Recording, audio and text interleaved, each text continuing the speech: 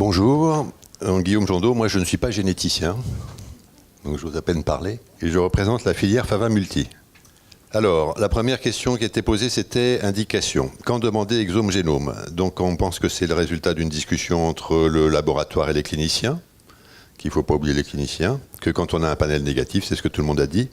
Quand il s'agit de trio, il va falloir définir les trios, à savoir quand est-ce qu'on est sûr que c'est un trio et que ce n'est pas un cas sporadique. Donc, qu'est-ce qui est génétique, qu'est-ce qui ne l'est pas.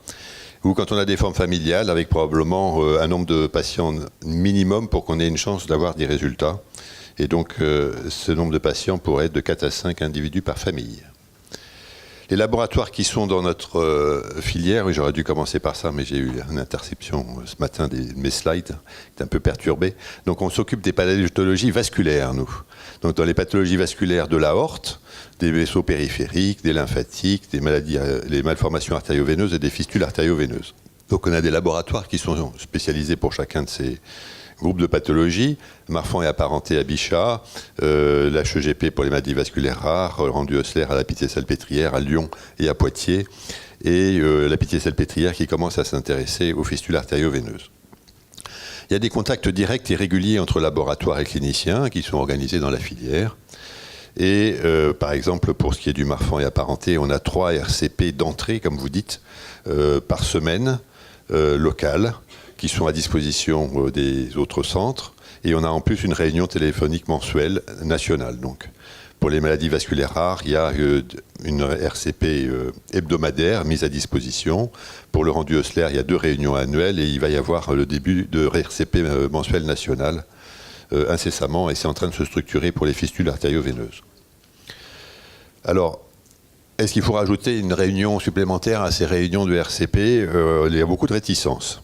Donc, que fait la réunion filière qui s'occuperait de savoir s'il faut faire des exomes-génomes? Elle avaliserait les décisions locales, qui seraient en fait des décisions prises localement, puisque c'est là qu'il y a toutes les informations.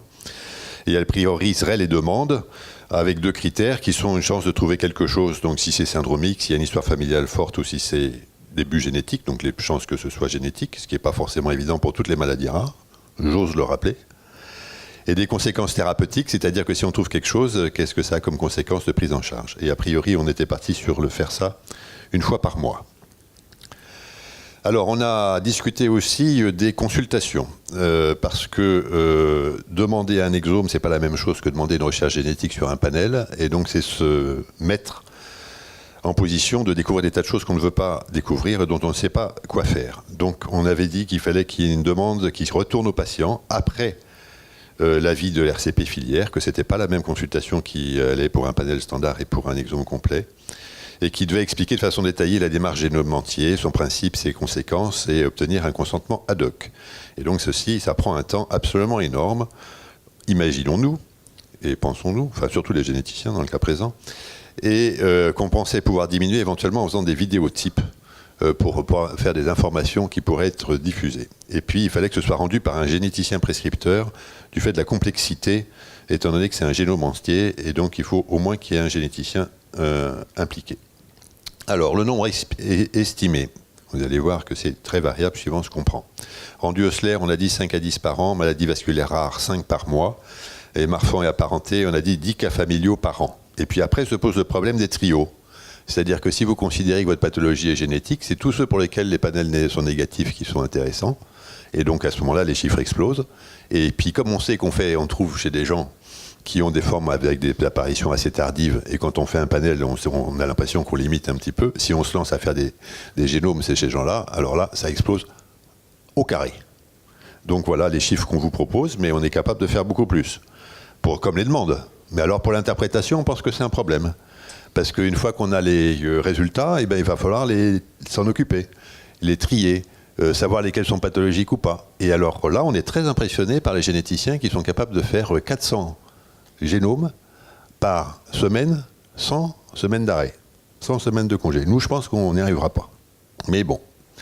Après, il y a le problème des incidentalomes, qui a été levé par tout le monde, et donc des données secondaires, qui est un problème majeur. Et là, j'atteins ma limite. Et je passe à tête et cou.